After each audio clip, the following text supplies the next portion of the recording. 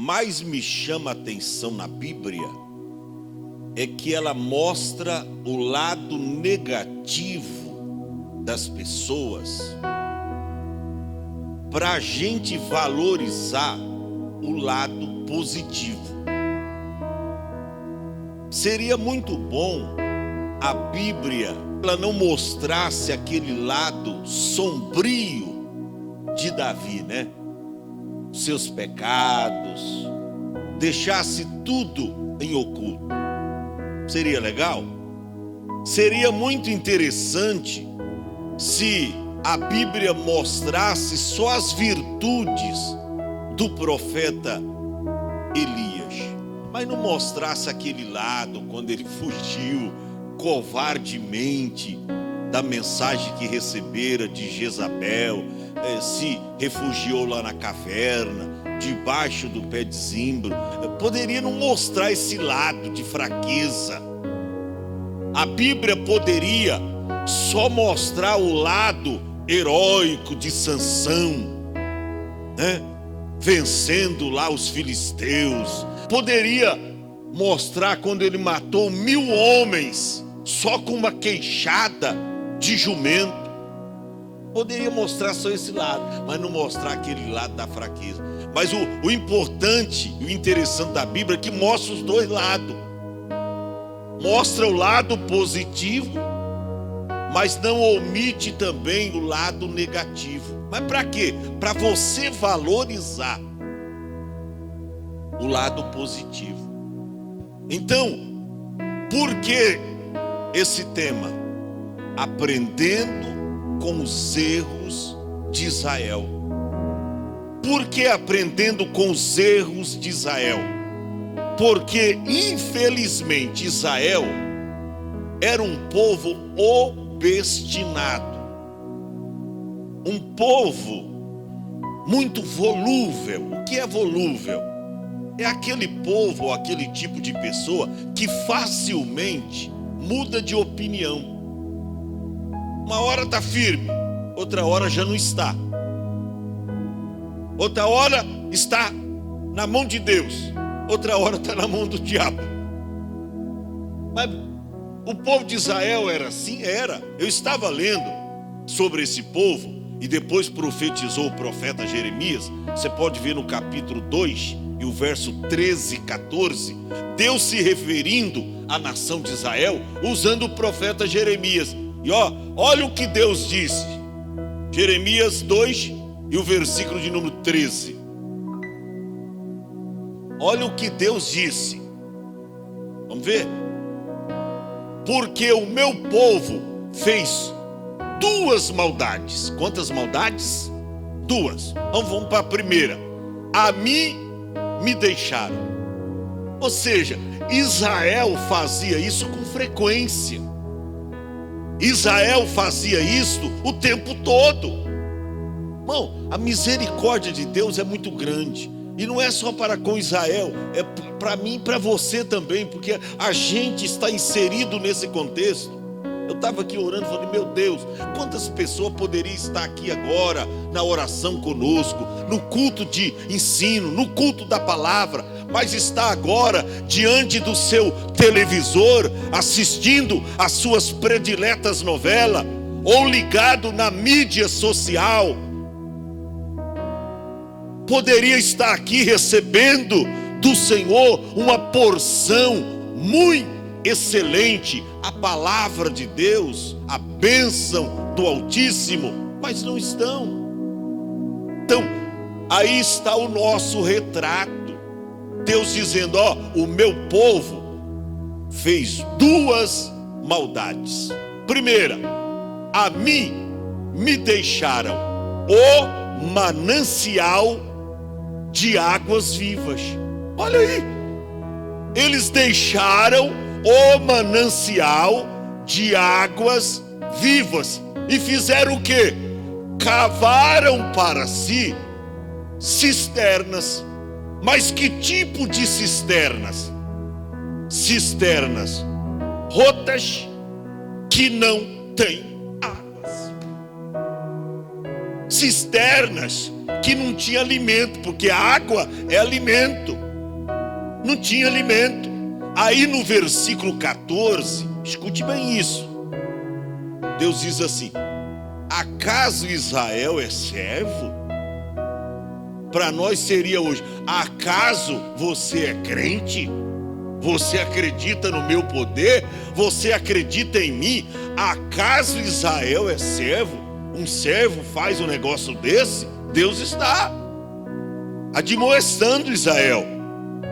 Acaso Israel é servo? E ele é um escravo nascido em casa? Porque um escravo obedece.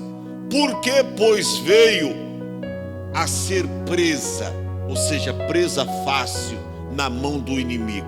Exatamente porque Israel era um povo obstinado, de dura serviço, um povo volúvel, que uma hora estava com Deus, outra hora já não estava. Vinha o problema, o povo corria e buscava Deus.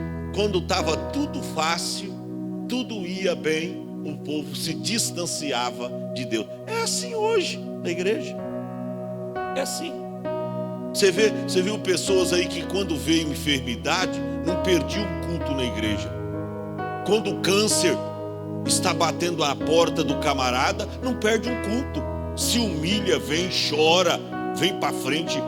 Quando o casamento está indo pro brejo, tinha crente aqui, não perdia um culto, o casamento está indo pro brejo.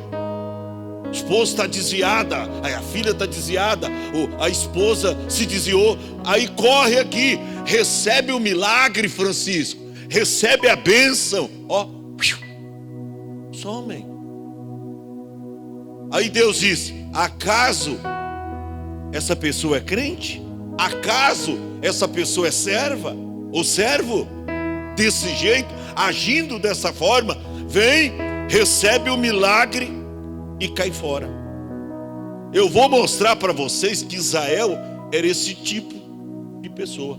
Daí o nosso tema. Qual é o tema? Aprendendo com os erros de Israel. Você sabia que a gente aprende com os erros das pessoas? Porque tem gente que acha que você só aprende com as virtudes das pessoas. Você aprende com os erros. Você não inserir naquele contexto. Você não entrar por aquele mesmo caminho, não descer aquela ladeira que eles desceram.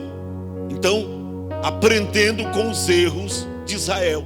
Então, no capítulo 15 do segundo livro das Crônicas, nós encontramos aqui a nação de Israel inserida num grande contexto de dificuldades. Gente, quando está escrito aqui que não tinha paz, nem para o que saía, nem para o que entrava. Não tinha paz, está escrito aqui no versículo de número 5. E naqueles tempos não havia paz, nem para o que saía, nem para os que entravam, mas muitas perturbações sobre todos os habitantes daquelas terras. Ou seja, eles não tinham paz. E ora, nem os que entravam e nem os que saíam tinham paz. Por quê?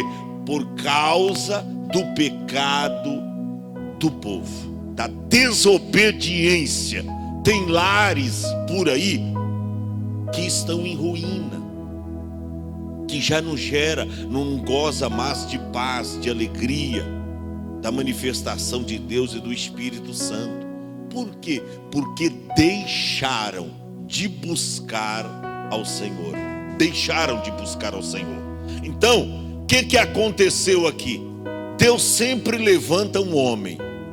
Deus sempre levanta alguém. Sempre tem alguém para Deus usar. Sempre tem alguém. Nos tempos de Elias, ele pensou que tinha ficado sozinho como profeta.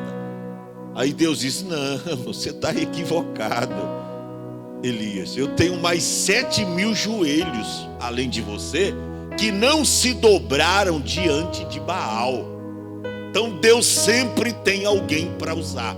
E a Bíblia diz que nesse tempo, tá no verso 1, veio o Espírito de Deus sobre Azarias, filho de Obed.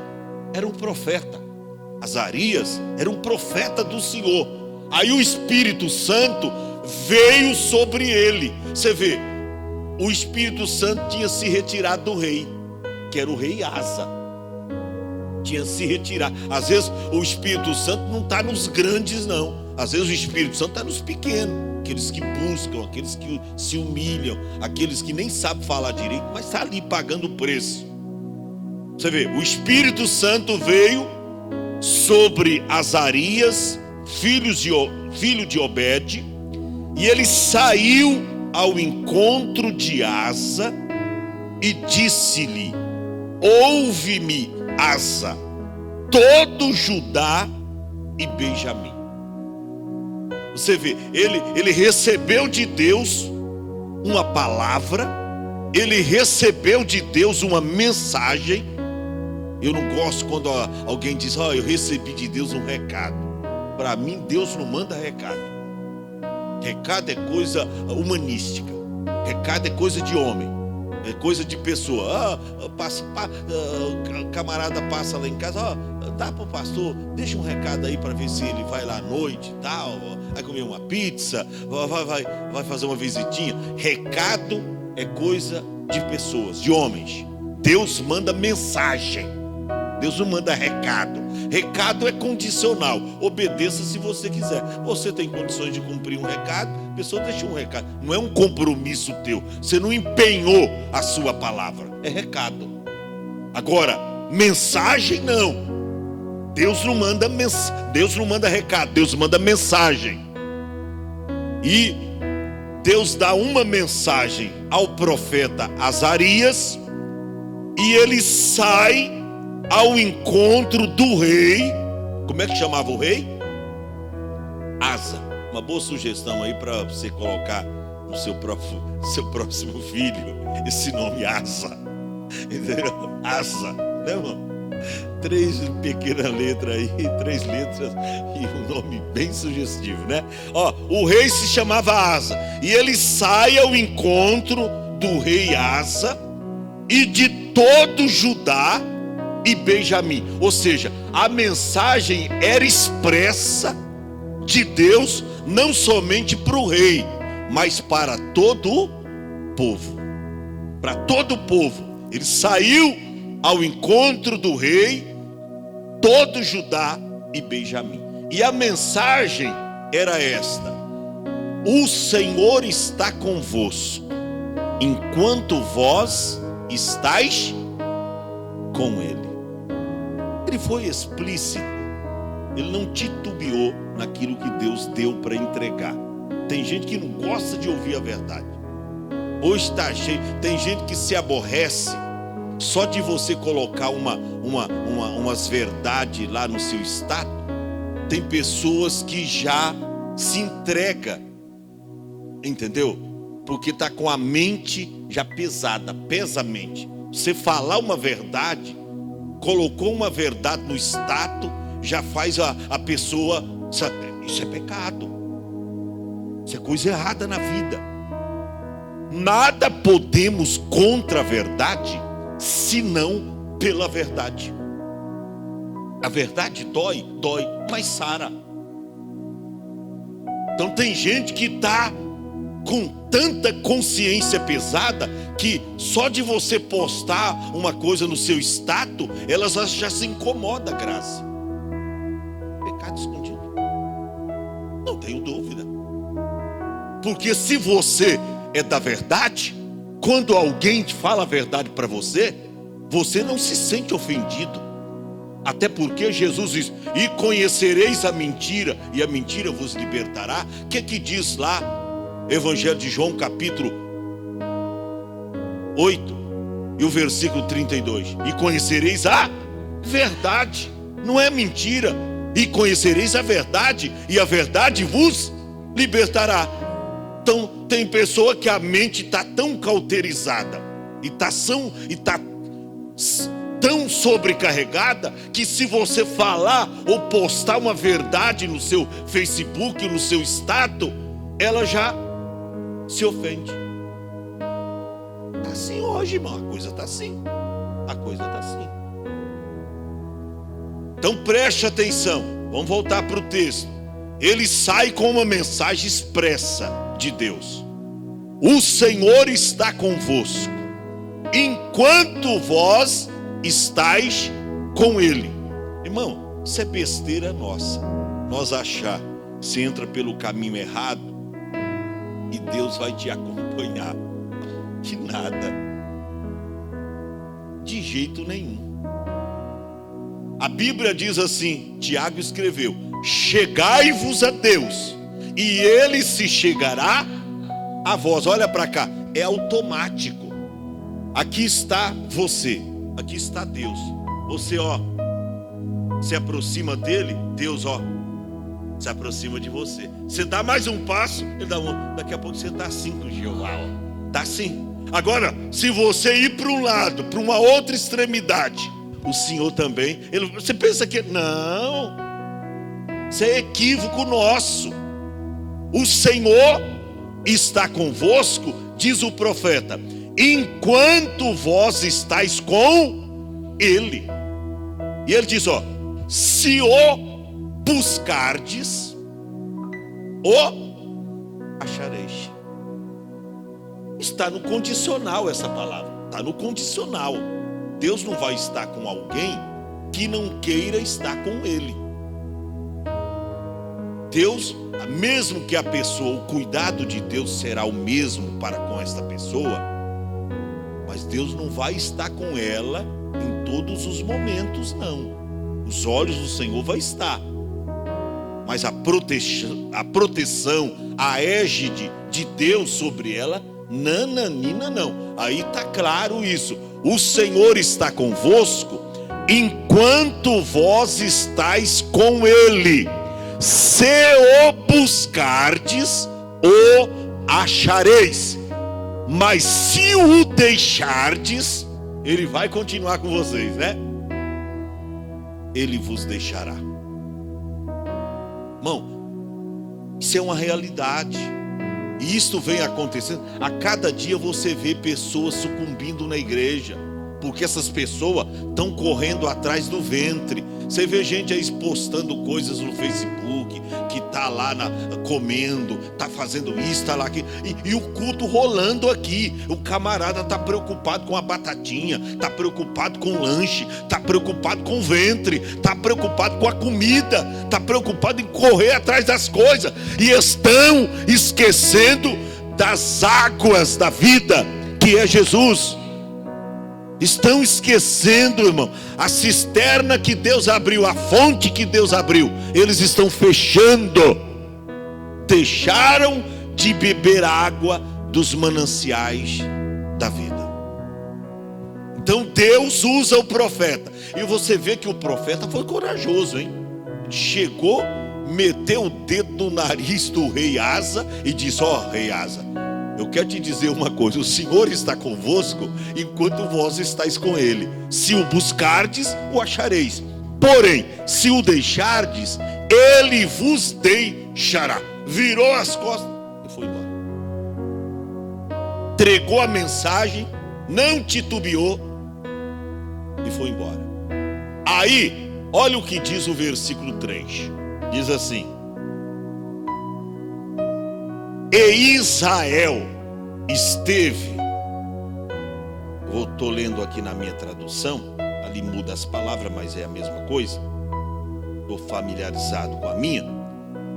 E Israel esteve por muitos dias sem o verdadeiro Deus, sem sacerdote que o ensinasse e sem lei. Olha a condição de vulnerabilidade que Israel estava. Por muito tempo Israel estava, ali diz esteve, mesma coisa, sem o verdadeiro Deus, não tinha sacerdote para ensinar e não tinha lei, ou seja, andava sem disciplina, não andava debaixo da lei do Senhor, andava solta, ou seja, conforme o seu parecer, conforme o seu nariz. Hoje tem gente que é assim, mano, quer andar de qualquer jeito, e quando você fala, você chama atenção, as pessoas não gostam. Pessoas que perderam totalmente o temor do Senhor, pessoas que perderam o compromisso com Deus. Aí quando ouve a verdade, faz mimimi, empina o nariz, franja a testa, não aceita a verdade. Olha a situação de Israel. Já pensou, irmã Maria José? Por muitos dias aí, quer dizer anos e anos a fio. Não é alguns dias, meses, não. Anos e anos passaram-se, e o povo lá sem Deus, sem sacerdote, porque até o sacerdote se desviou, e sem lei. Ou seja, lei quer dizer o quê? Palavra. O povo não tinha palavra. E a nossa geração hoje não se preocupa mais com a palavra. Não se preocupa com a palavra. O povo não está nem aí com a palavra, irmão. O povo não está nem aí. Tanto é que você posta, você fala, eu posto muitas coisas da Bíblia, banner, mensagem. Eu tenho algumas mensagens lá em notas que hoje circula o Brasil inteiro, e eu vejo sempre gente. Eu tenho uma mensagem lá que eu coloquei sobre Esaú, né? Que ele trocou, não troque o seu direito de primogenitura, não troque a sua bênção por um prato de lentilha. E esse post meu tem milhares de curtidas, e eu vejo sempre lá alguém, e sabe, o que tem de gente nas redes sociais, mas o número é pouco ainda de pessoas que gostam de uma mensagem séria, de uma mensagem de Deus, de uma mensagem exortativa, corretiva, admoestativa e até repreensiva. São poucas as pessoas que gostam de ouvir a verdade. Então, por isso que Israel, por muitos dias, por anos, esteve sem o verdadeiro Deus, sem sacerdote que o ensinasse, e sem lei, sem disciplina, sem palavra de Deus. Aí no versículo 4 diz: mas quando, porém, na sua angústia, olha aí, nosso problema é este. Deus precisa enviar o problema. É por isso que o problema enfiou na casa de alguns e não vai sair até a vinda de Cristo. Porque se sair, o camarada se desvia. Ele tem que estar enfiado com o nariz no problema. Ele tem que estar lá no desemprego, irmão. Deus quer dar para ele, Francisco. Você ri, mas eu também ri.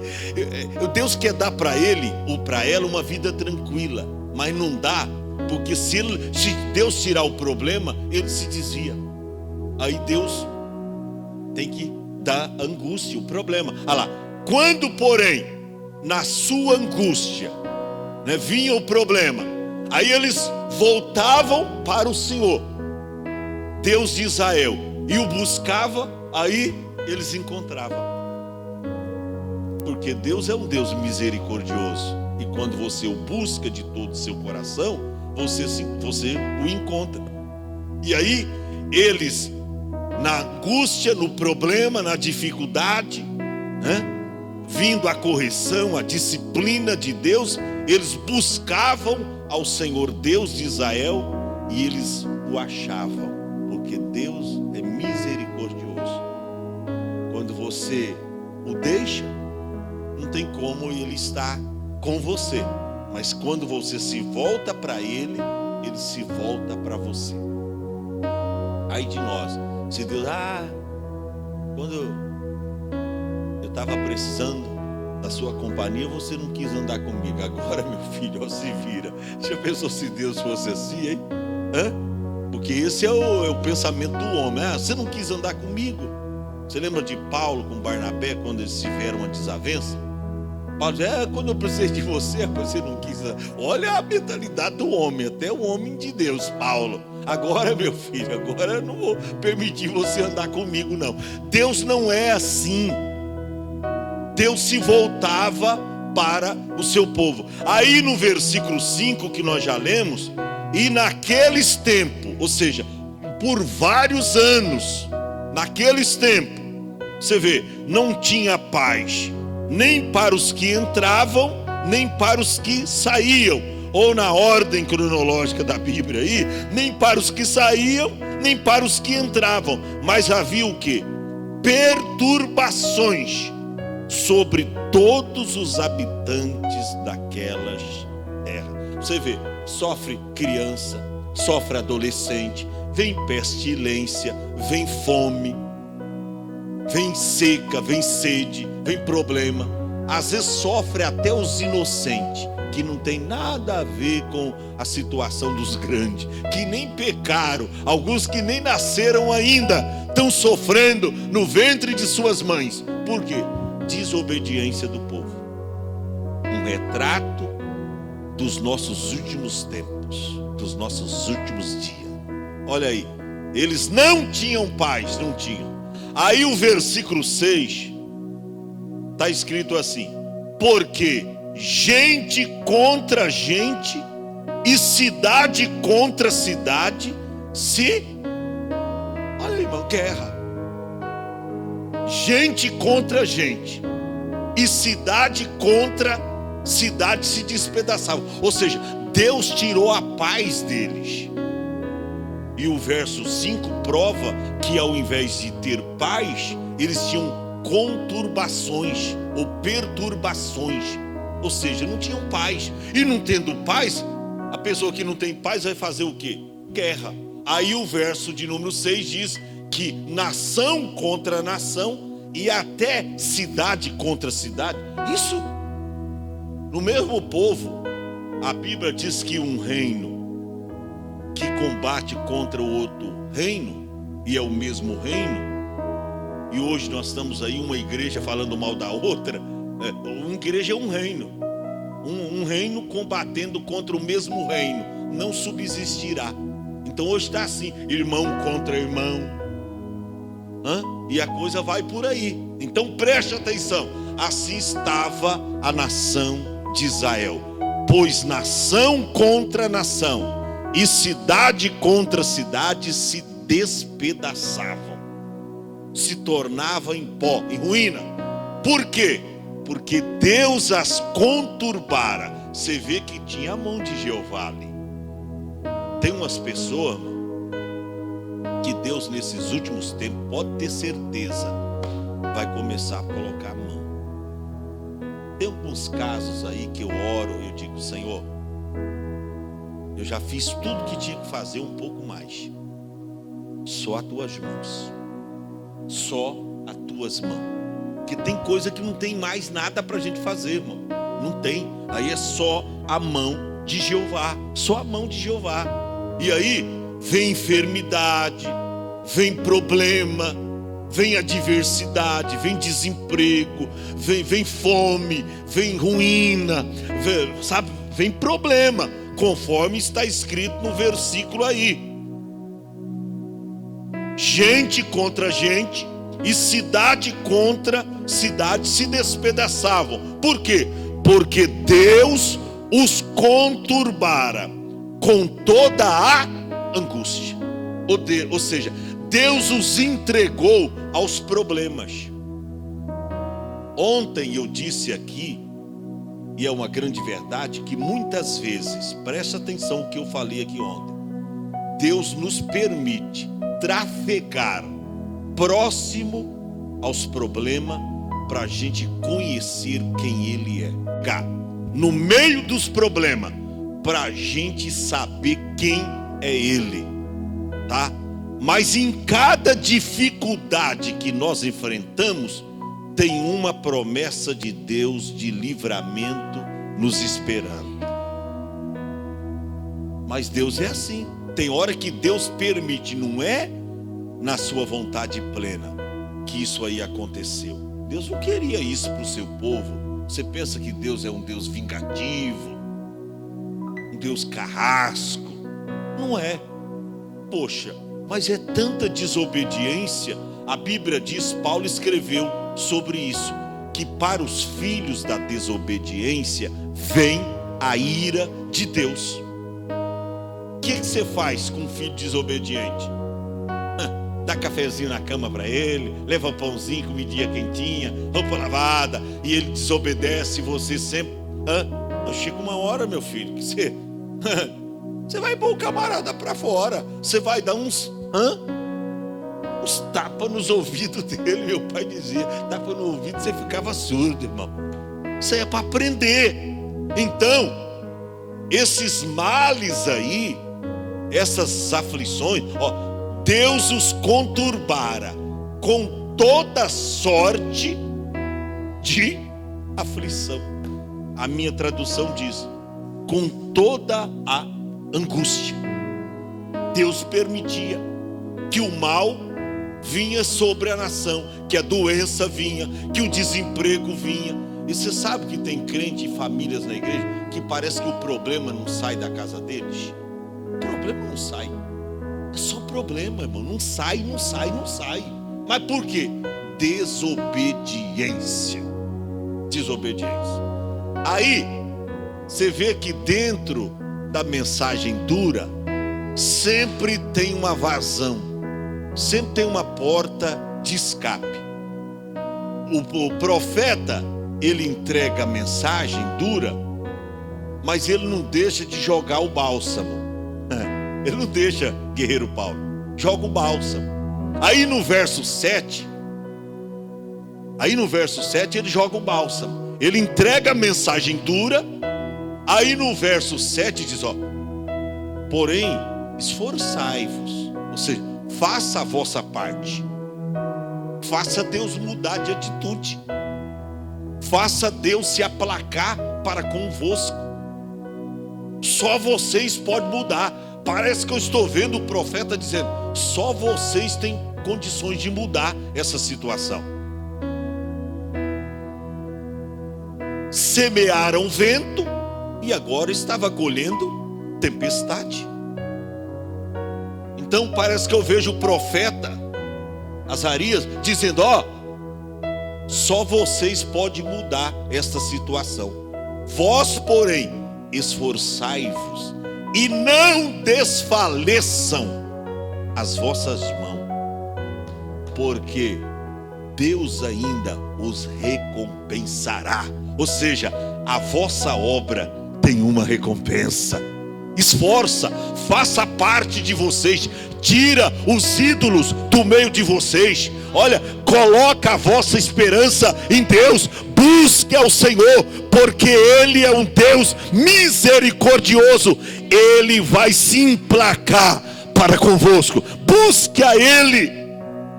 Era isto que o profeta estava dizendo para o povo. E sabe que o povo aceitou o apelo? Aceitou, pastor? Aceitou. Versículo de número 8 está escrito assim: ouvindo, pois, Asa as palavras e a profecia do profeta, não ouviu o recado.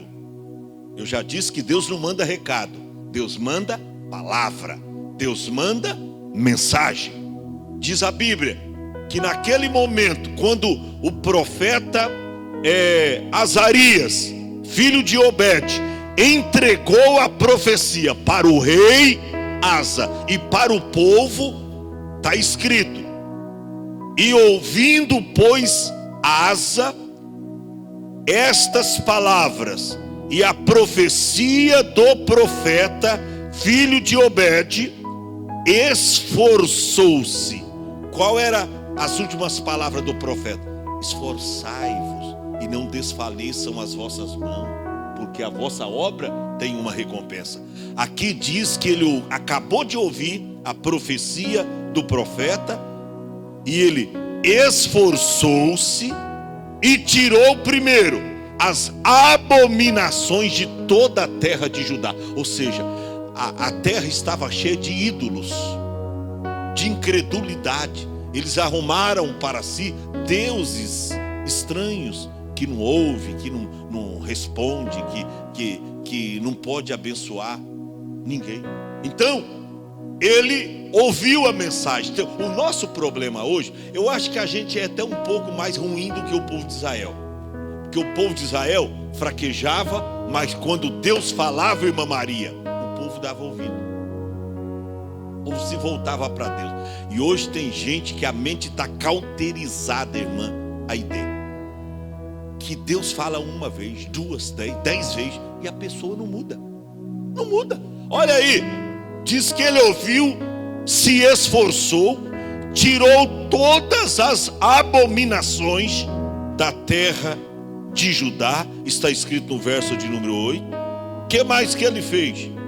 E de Benjamim, como também das cidades que tomara nas montanhas de Efraim. E olha o que vem depois do ponto e vírgula. E renovou o altar do Senhor. Preste atenção, o altar do Senhor estava quebrado. Aí o rei renovou o altar do Senhor, que estava diante do pórtico do Senhor. Ele atendeu a profecia. O nosso problema é que nós não estamos atendendo mais isso aqui. A Bíblia diz assim: não desprezeis as profecias. Aí lá em Provérbios está escrito: não havendo profecia, palavra de Deus, o povo se corrompe. Hoje não tem, as igrejas não têm palavra. Pastor, abrir a Bíblia para falar isso aqui não atrai adeptos não para a igreja. Isso não atrai, isso aqui que eu estou falando, atrair pessoa para a igreja? Não. Pelo contrário, tem alguém que se sente meio machucado, em vez de pegar o bálsamo de Gileade, a cura, a palavra, se apropriar da palavra, eu digo, opa, o negócio está estreito, Deus está me corrigindo, ele cai fora, vai para outra igreja. A coisa está assim. Quem ficar esperando hoje igreja cheia, lotada, não pode pregar a verdade. Pregou a verdade, ó.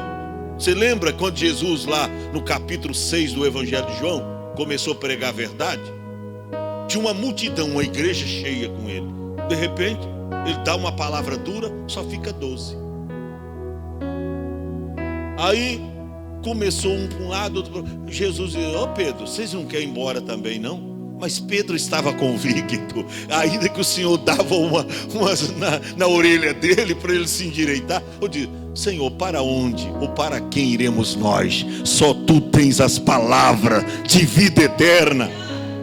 Então não tem escapatória, é Deus ou o diabo, se a gente preferir. Mas preste atenção, o que me chama a atenção é a atitude do rei Asa, porque ele deu ouvido à palavra, à profecia do profeta, e ele renovou o altar do Senhor. No verso de número 9, diz que ajuntou todo Judá e Benjamim, e com eles até os estrangeiros de Efraim, de Manassés e de Simeão, porque eles tinham vindo para Israel em grande número, e vendo que o Senhor, seu Deus, era com ele, então eles estavam residindo ali também em Israel. O verso 10 diz: e ajuntaram-se em Jerusalém no 3º mês do 10º ano do reinado do rei Asa.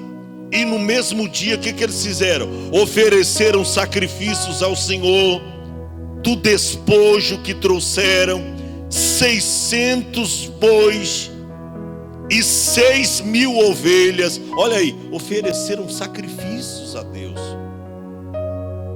Tinha como Deus não mudar aquela situação. O povo mostrou arrependimento. E a Bíblia diz que aquele que confessa e deixa, alcançará misericórdia. O povo se arrependeu. Aí o versículo de número 12 me chama a atenção. Diz que eles entraram em uma aliança com Deus. Eles entraram num concerto, num pacto com Deus. Qual era o pacto? De buscarem ao Senhor. Mas, buscarem ao Senhor, Deus de seus pais. Mas buscar como? De todo coração e de toda a sua alma. E o verso 13 é mais contundente. Porque diz assim: e de que todo aquele que não buscasse ao Senhor Deus de Israel, o que aconteceria? Morresse. Ali diz, fosse morto, tanto pequeno como grande. Olha para cá. Tem muita gente por aí morrendo, espiritualmente falando. Tem muita gente morrendo nas igrejas. Morrendo. Tem muita gente morrendo. A cada dia eu estou vendo essas cenas. Fala, meu Deus, eu prego tanto aqui na igreja, e como ainda tem gente morrendo na igreja que eu estou pregando. Morrendo. Você vê que a pessoa está morta. Você está pregando a verdade, a pessoa está morrendo. Eles entraram numa aliança de que todo aquele que não buscasse ao Senhor Deus de Israel fosse morto. Aqui diz, morresse, tanto pequeno como grande, tanto homem como mulher. Agora, quer que eu termine essa mensagem e vai deixar o seu coração bem preocupado? O rei Asa partiu dele essa renovação para o povo de Deus, essa aliança que o povo fez com Deus. Claro, partiu do rei, e ele entrou com essa aliança com Deus, com o povo. Só que o próprio rei, aí Deus mudou a situação. Aí veio bênção, veio prosperidade, o povo cresceu, a terra floresceu, houve fartura, anos de vitória, vencendo os inimigos, vencendo as guerras. Deus abençoou. Passou-se um tempo. 2 anos. Aí, olha o que diz a Bíblia. Aqui, qual foi a aliança que eles fizeram com Deus? Que todo aquele que não buscasse o Senhor,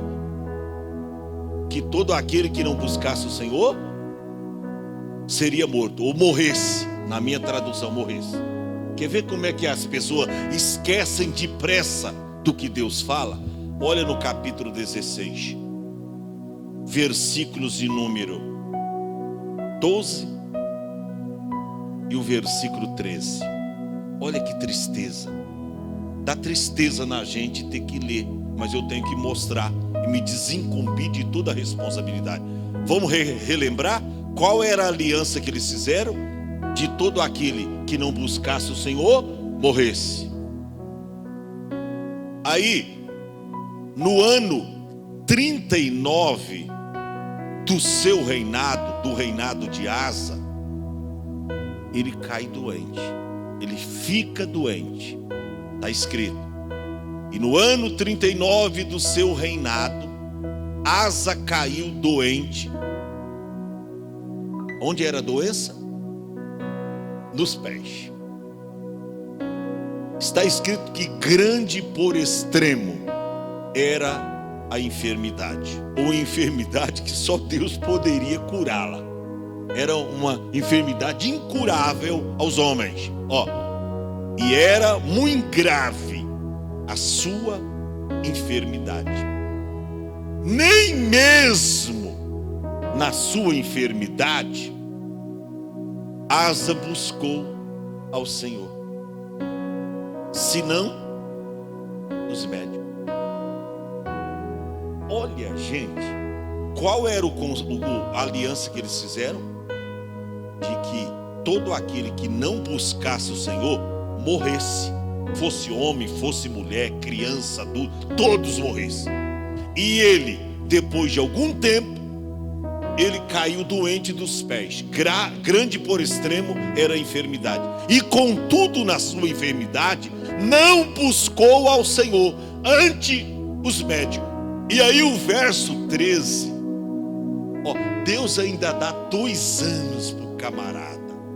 2 anos. Será que em 2 anos não dá para buscar o Senhor? 2 anos. Deus, foi no 39º, a doença veio. 39 anos. Quando estava 39 anos no seu reinado, ele ficou doente. Ele só morreu no ano 41. 2 anos depois. Ele teve 2 anos de tempo. E Asa dormiu com seus pais, morrendo no ano 41 do seu reinado. Ou seja, no ano 39 ficou doente dos pés. Qual era a aliança que eles haviam feito com Deus? Que todo aquele que não buscasse o Senhor Deus de Israel morresse, fosse criança ou fosse adulto, pequeno ou grande, homem ou mulher, morresse. E ele passou-se algum tempo, ficou doente. Ao invés de buscar o Senhor, ele buscou os médicos. Isso não é um retrato hoje? A Bíblia diz lá em Tiago, capítulo 5, a partir do verso 14: está alguém entre vós doente? Chame os médicos. Amém? Chama quem? Isso é uma ordem bíblica? É uma aliança. Chama os anciãos, chama os oficiais da igreja e orem sobre ele, ungindo-o com azeite em nome do Senhor. Hoje as pessoas ficam doentes, ao invés de cumprir ou fazer cumprir essa palavra da Bíblia, o que eles fazem? Corre para o médico. Quando não tem mais jeito, está desenganado, a coisa está preta, vai morrer, aí corre para a igreja. Estão invertendo as coisas. Está alguém doente, não é para correr para o médico. Não está proibindo de ir ao médico, tá? Não está proibindo, mas vai lá primeiro. Por quê? Porque muitas situações de doenças graves e até óbito poderia ser evitada se a pessoa cumprisse o que está escrito na palavra. Porque eu já vi, eu dei um testemunho aqui de uma irmã, a irmã Ruth, que era dirigente do ciclo de oração, lá numa igreja interiorana, que Jesus ressuscitou a irmã. Eu tive lá com o irmão José orando em lágrima. E Jesus, a irmã tinha problema no coração. E a gente dobrou o joelho, orou em lágrima, e Deus ressuscitou, fez um milagre lá. Mas por quê? Porque caiu doente na hora. O filhinho correu lá na porta da minha casa, bateu: pastor, a mãe morreu, a mãe está morrendo. Cheguei lá, a irmã desacordada. Fizemos a oração da fé, conforme está escrito aí, e Deus deu vida novamente para a irmã. Ô irmão, vamos fazer cumprir a palavra. Isso aqui fica para nós o exemplo. Aprendendo com os erros de Israel. Fica em pé.